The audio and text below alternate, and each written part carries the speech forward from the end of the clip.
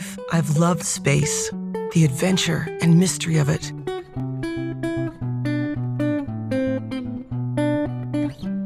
When I first began this project, when I realized that this was something that could be more than a dream, I started thinking about how I was going to be able to put the project together.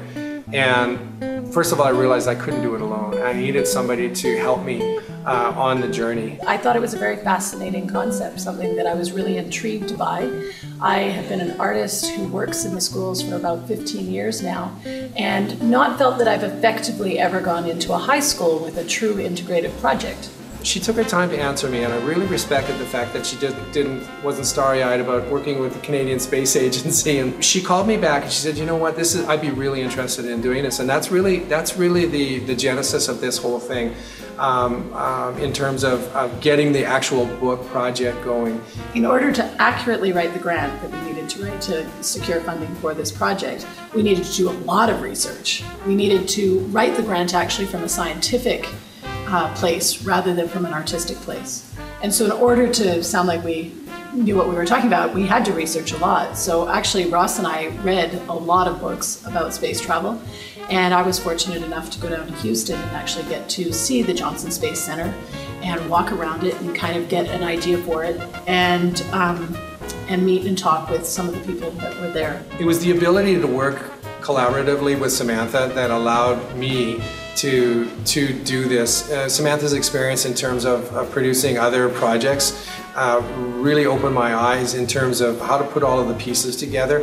And it was difficult. I mean, we have spent hours and hours and hours in terms of preparing information before that we gave it to the teams, because by the time that we had all of our teams together, we had to have the timelines all prepared, not just for that one particular time that we're meeting, but for 6 months down the road and 8 months down the road.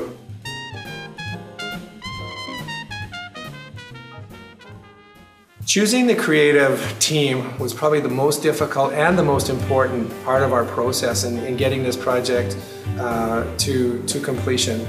It's simply not good enough to have one of the most amazing artists in our country work with our students. They have to be gifted artists, and they also have to be gifted educators. The students became involved with the space project at the beginning of the year. It was circulated throughout the school, and whoever was interested got to come and meet in the library and put their names down on the list. Part of this whole project has been to involve as many students as we possibly can.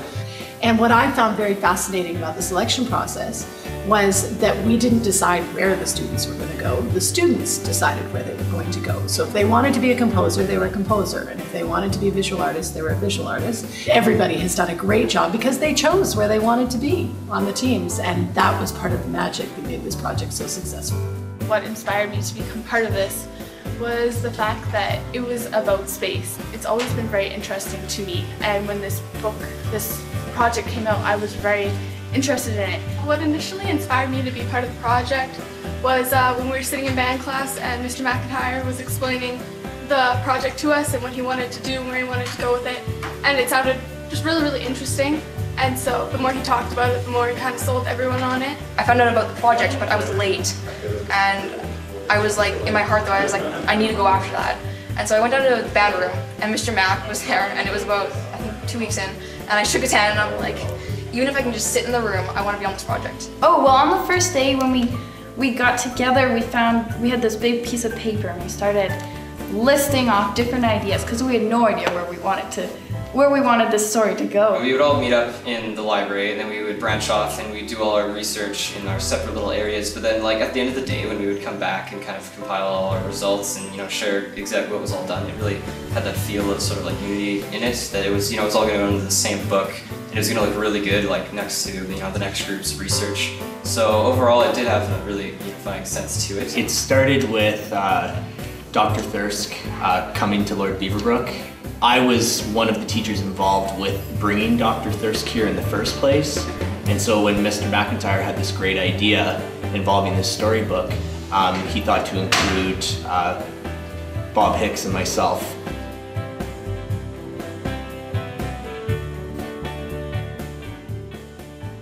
Because we knew we were doing the book for children, we decided that the artistic style should cater to them. We wanted it to really colorful, really bright, round shapes. Not anime, but a cartoon, kind of like, you know, you'd see on like Saturday morning. And nothing, you know, too advanced or high tech, but just basic images. Yeah. Trying to find a unified visual style for the whole book with so many varied artists with completely different styles, different ideas, was really tricky, and we recognized that right from the start. One of the things that we did was write our character descriptions. So the color of the hair, the height, the physical description. I was brought onto the project as the graphic designer so that the book could eventually go to be published. And so taking all the little bits and pieces that the students had put together from the story and the text and the imagery so that it could be eventually combined and put into a book. The biggest challenge of documenting everything over the time span that we had was scheduling of students that were able to document the content, the scheduling of the students to edit the content, and trying to organize the students to take on a piece that they were doing so it was consistent within the content that we put together.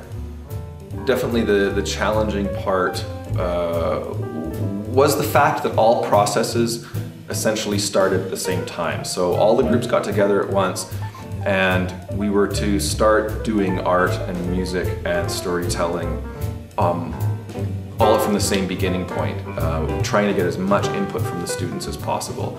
So I found the most challenging thing was that a lot of the other groups were hungry for a story, but the storytellers were hungry to make the story really good and to make sure it wasn't, that they just didn't, you know, rattle something off in a couple of weeks, that they really put a lot of thought into it and really drew upon all the science that they could, you know, and really did get inspired by the artists and the musicians so that it was a real collaborative thing. And so the biggest challenge for me was then thinking, well, how can I make sure that all the students in this group are properly represented and that their ideas come out? There were many aspects of Blue to Red that were extremely enjoyable, and one of the areas that I was involved in were the different science experiments, and we formed several different teams of students and teachers to conduct these over a several-month period, and we really appreciated the contributions from the Canadian Space Agency to provide equipment for our school that we can use in future classes. One of the areas we focused on in the biology aspect was comparing the growth of wheatgrass and radishes in different soils, and we compared an earth environment to a Martian environment. The part of making Blue to Red that we found the most fun was trying to develop a proto-Mars soil using earth-based chemicals and materials that would replicate the composition of Martian soil. Challenge for the project was marrying all the different illustrative styles, waiting for story, rewrites on story, redesigning the artwork, but that's bringing artists and writers into the real world. And that worked very, very well until it came crunch time and we had to get the whole thing together, and the illustrations that we had didn't look good when you put them on a page facing each other. There are issues there with color bleeding and totally different styles. So we've actually had to redo it, and the kids were incredible.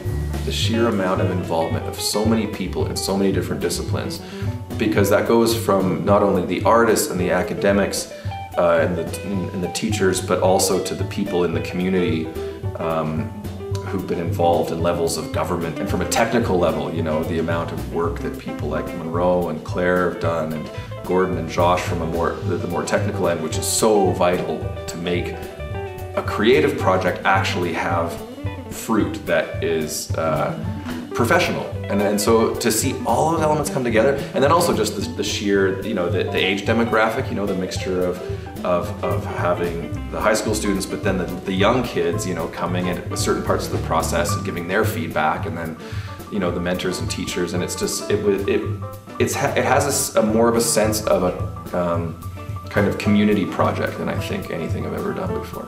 For us, we have a robotics club at school, and so we do have a little bit of background in robotics, and so we saw it as an opportunity to do something that we normally wouldn't have the opportunity to do. I think studying further about Mars provided students with insights about the limitations of space travel and how important science is in order to have a successful mission. We were fortunate to have several guest scientist speakers through video conferences looking at life in space and looking at how it affected the body and traveling into space. And I think these video conferences provided students with insights as to pursuing future education, whether it's in biological sciences, whether it's in medicine, whether it's in engineering, whether it's in robotics or computer science. So I think this gave them some new ideas about some future career paths to study. One of the things they learn is how hard it is, right? Like, even we were working on some of the simplest things, and just seeing the level of complication in just doing those simple things, you really gain an appreciation for the work of engineering that we're sending to Mars. The students really came up with some great melodies, and sitting down, and it was then putting it to form. I feel like when we were creating the story, we definitely looked to different instruments and the different kind of feels that they could have. The challenging part was coordinating, I think, each section. So with the music and with the story almost being created simultaneously, it was sort of like every session, you were kind of posed with a new challenge of, okay, let's try to create some type of mood or music for this next section of the story. The professional musicians interpreting our music in the recording sessions was probably one of the coolest experiences of the entire process for me personally. One of the challenges with adding the music to the story was that we didn't have a musical score. So it didn't begin at one place and end at another place. We just had the students create pieces that went with different emotions. So in order to put that with the story, we're now having to create our own score from this variety and plethora of beautiful musical motives. It's interesting to see the difference that the music makes in terms of the story, because the astronauts and Diana Krall were over the top incredible. And as soon as you put all the music with all of that, it just makes it even more incredible. There's my favorite parts, but then when I listen to the audiobook and there's that whole music component to it, it changes me and it just gives me these shiver bumps, especially when they first see Mars. Everything was thrown in this project, like, from the scientific fact to the video conferences. Like, I think that there was nothing really left unturned. The exciting thing for me, I'm not in the least bit scientific. So to have all the science geeks, the artists and the musicians and the writers all pulled together has been amazing. Those moments where we'd all come together in a group setting with every group and kind of realize what exactly we've been doing and the project that we've created together, I think that makes anyone feel connected to another group, realizing that our work has all come together to do something this big. Life is a question, so we chase the universe, asking for answers.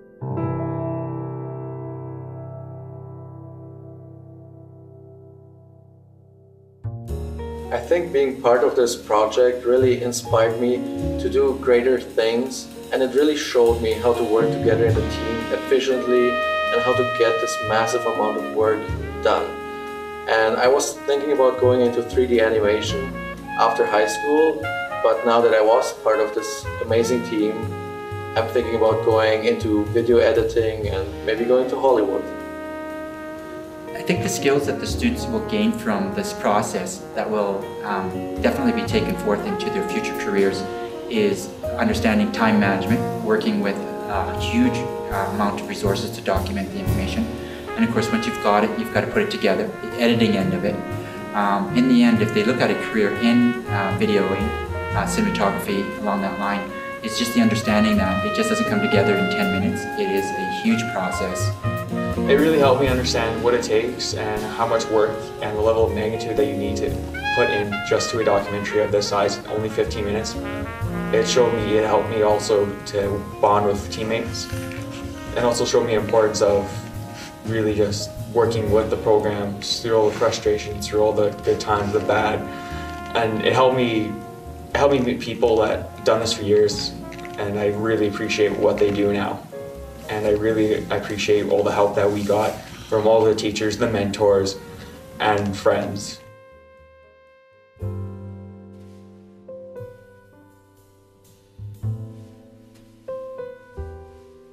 I believe what we've done in this project is second to none.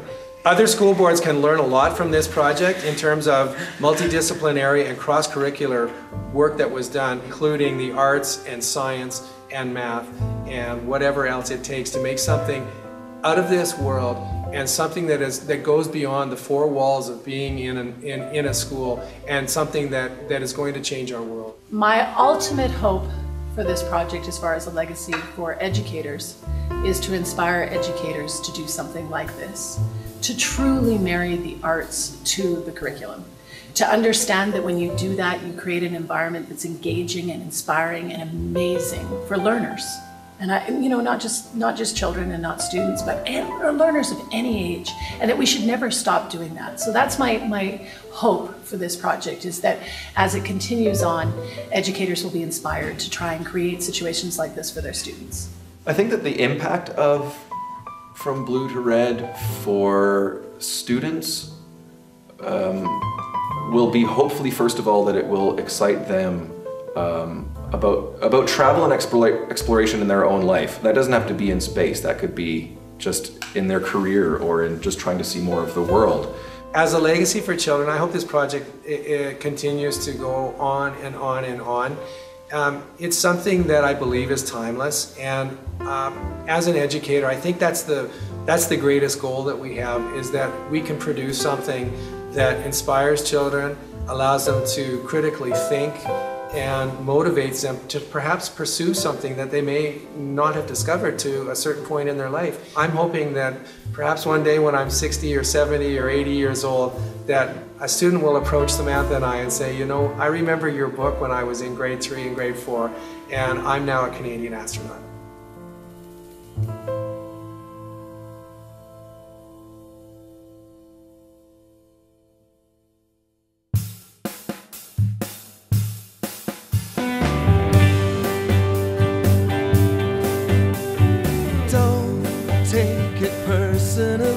I still love you, Earth, and I'll be okay.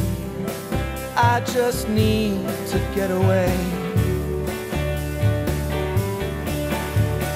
Everyone's talking about the end, and I've been so down, my friend. I wanna go from blue to red. I wanna go from blue to red. We've been together all of my life. You know me better than anybody. I know sometimes it's hard for you to see my designs on the interplanetary. Don't take it personally, I still love you, Earth, and I'll be okay. I just need to get away. Everyone's talking about the end, and I've been so down, my friend. I wanna go from blue to red. I wanna go from blue to red.